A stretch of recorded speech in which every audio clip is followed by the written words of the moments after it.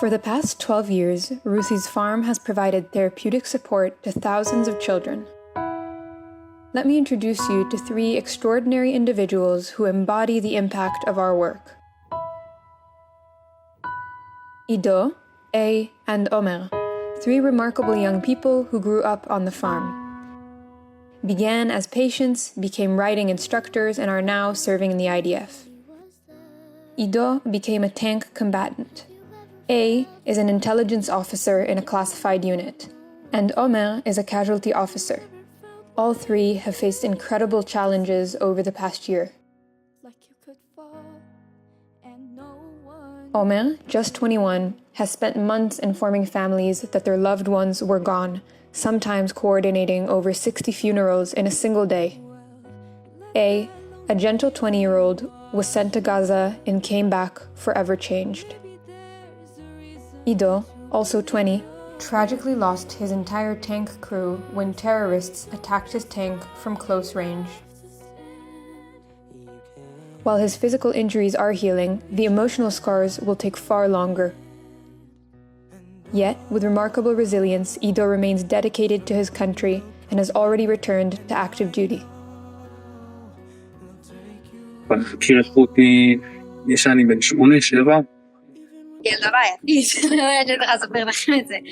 אני התחלתי לרכב אצל רותי לפני בערך 10 שנים.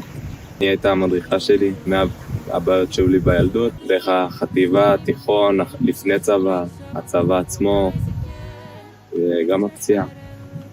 הדבר שהוא הכי כאילו צרור זה הריח של חוקות.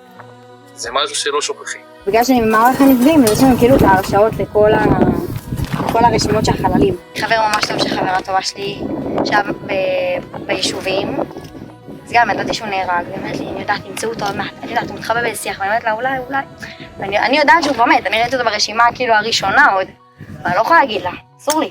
מטפלים במי שהיה באירועים, בלוחמים, אנחנו מטפלים בלוחמים ובחבר'ה שנמצאים באירועים, אבל אף אחד לא מטפל במי שסובב את זה. הרכיבה עזרה לי מאוד בשיקום. שהראש פשוט קצת רועש מדי, אני עולה על הסוס וסוף סוף שקט. סוסים אני חושב שזה משהו ששינה לי את החיים. בשבילי החווה זה איזשהו מקום מפלט. זה לאו דווקא מקום מפלט שלי ברח מהבעיות של עצמי, אלא מקום מפלט של אני בא לפה בשביל לטפל במה שחוויתי, לא רק לטפל בעצמי אלא גם לטפל באחרים. גם עצם זה שאני מטפל באחרים זה נותן לי את הכלים ואת הכוחות להתמודד. במלחמה הקפדתי להגיע כל סופה של חווה. גם אם זה סתם לעמוד שם ליד הסוסים וכאילו להרגיש בבית, אותי זה חיזק, ידעתי שזה כלי מטורף להתמודדות עם הטראומה שהם יכולות לחוות מהטראומה של אחרים. ובנות שאסור להם לספר מה לוחמים סיפרו להם, כאילו זה מסווג, ואצל סוסים אתה לא צריך לדבר, פשוט אתה מרגיש, כאילו, הסוס מרגיש אותך, אתה מרגיש את הסוס, אתה לא צריך לדבר, אתה פשוט רוכב וזה מרפא.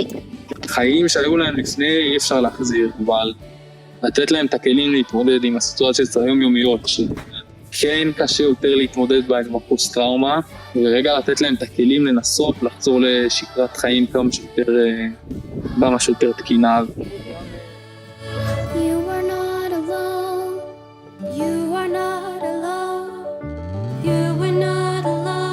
כמו אמא שנייה, היא יודעת את זה נראה לי. אמא שנייה, רותי גידלה אותי, בגיל 8 בערך. קשה להסביר במילים, עכשיו איך להסביר את זה במילים.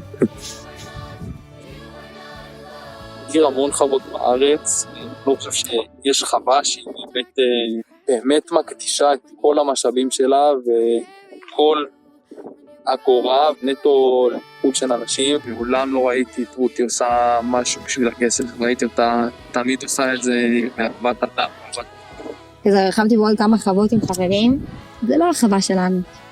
אין את הקסם הזה, אין את המדבר הזה, סוסים האלה, ואין את הבית הזה, כי זה האנשים. החווה היא כמו בית שני בשבילי, גם הסוסים, גם האנשים, מקום שאני יכול להרגיש בו בנוח. אני לא צריכה שהחיילים הסבירו לי מה קרה, כאילו, שסוס לימד אותי לעשות את זה, פשוט להקשיב ולהיות. היכולת הזאת לקרוא את האחרים, זאת אומרת, להסתכל על בן אדם ולדעת מה הוא חווה, אני חושב שזה משהו שעם השנים ועם הניסיון, אני חושב שזה לאט לאט זה כזה עבר מין פוש. גם לפני שהייתי קצונה, זה היה כשעידו נפצע והתלבטתי אם לצאת לקצונה או לא. ואמרתם, קחי את מה שלמדת מהסוסים, את מה שאת רוצה לעשות עם הסוסים, תעשי את זה בצבא. אם עוד אנשים במדינה הזאת יוכלו לקבל את הכוח הזה, זה בעיניי יכול להציל הרבה אנשים.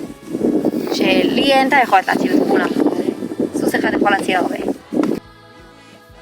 Hundreds of thousands of citizens and reservists were called up in the midst of their lives, leaving behind families and careers, enduring challenges beyond imagination. We're here for them, helping them heal through the power of nature, horses, and community.